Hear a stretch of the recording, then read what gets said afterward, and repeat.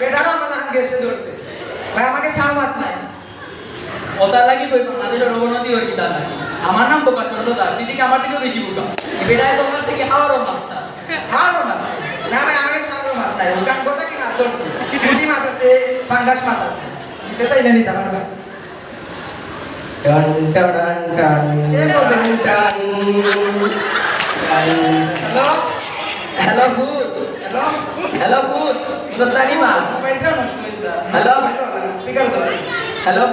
hello আব্বা হো আম্মা হো হ্যাঁ ফুড আমি তোর বাপরে বুঝছি তুই তোর গ্যাসের ওষুধ গুণ ঠিক মতো খাইছস না তোর বাপরেও চিনবে না ভাই কয়টা আছে ভাই গ্যাসের ওষুধ খাইতাম ভাই এর মধ্যে একটা 20 তিনটা 30 আর পাঁচটা 44 বাজে তিন চারটে সময় ধরে ভাই তুমি বুঝতে না তিন দেশ উগান্ডার একটা গড়ি লন্ঠনি একটা গড়ি আর কমলা দেশের একটা গড়ি বাংলাদেশ ইউ মিন মালটা ও ইয়েস ইয়েস ওইটা ওইটা আচ্ছা আব্বা হো ওই ফুড যে তার লাগি তোরে কল দিছিলাম তোমার আম্মা তো অসুস্থ ডাক্তারে কইছিল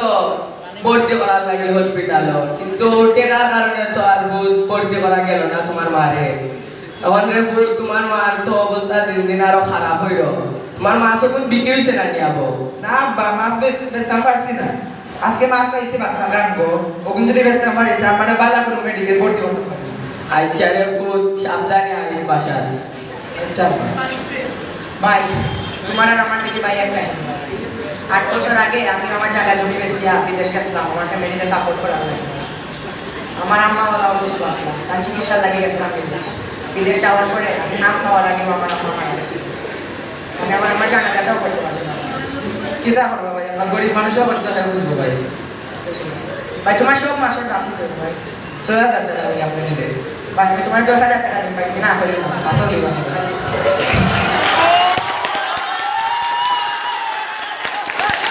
এভাবে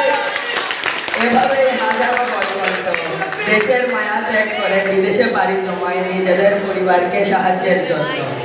আর এইরকম বয়কটের মতো আমরাও যদি কালাচাঁদের মতো মানুষদের পাশে দাঁড়াতে পারি তাহলে আমরা সবাই সুখে শান্তিতে একসাথে বসবাস করতে পারবো থ্যাংক ইউ